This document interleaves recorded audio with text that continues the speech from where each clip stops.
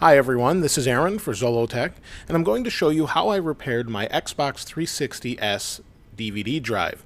I had the no disk error, or it wouldn't read the disk. Depending on the day, it felt like working sometimes, or sometimes it didn't, and then it just stopped working altogether. This guide assumes that you've already taken apart your Xbox 360 down to the point where you can remove the DVD drive. If you've done that, great, this should help you out. If you haven't, you can do it at a later time or watch the video on how I take apart the Xbox 360S. I don't cover every single scenario as far as what you can do to fix your DVD drive, but I do cover what I did, which was actually a couple different steps. So let's start by taking apart the DVD drive.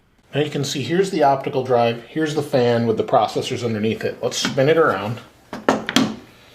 And what we need to do is unplug some of these before we remove the drive. So reach down in here. You can see we have our power connector and our SATA connector.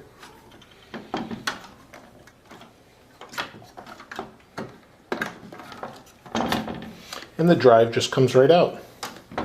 This is the drive itself. You can replace it at this point, or you can repair it, like I'm going to try to do. First thing we want to do is remove this little rubber bumper they've got here. We've got 4 Phillips head screws.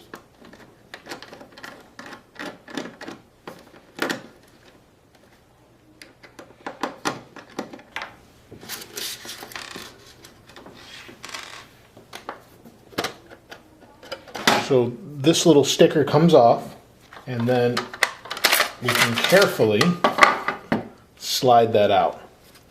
Flip it over.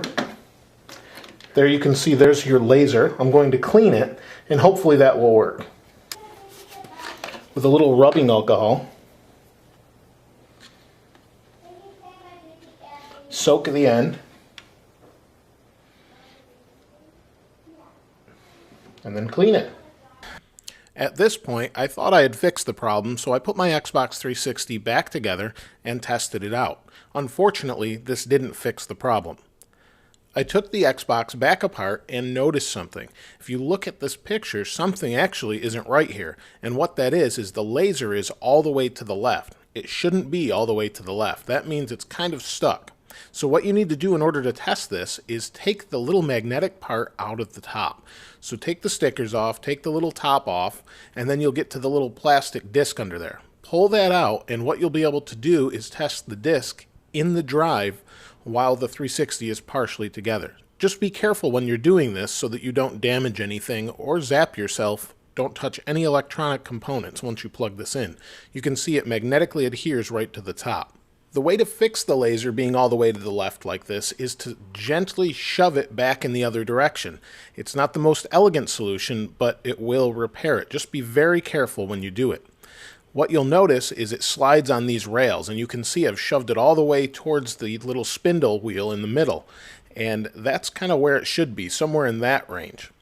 But what I did notice that was causing all of this problem to begin with was dust. Now it's very hard to see, and if you rub your finger on those rails, what I found was this little tiny dust bunny that was there.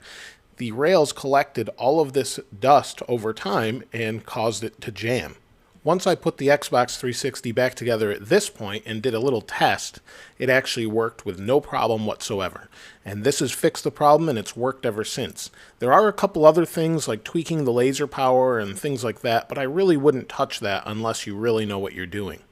Otherwise, that's pretty much it. If you have any questions or comments, or even maybe some suggestions of what you did to fix your Xbox 360's DVD drive, or maybe the Xbox 360 itself, please place those in the comments below. If you haven't subscribed already, please subscribe. As always, thanks for watching. This is Aaron. I'll see you next time.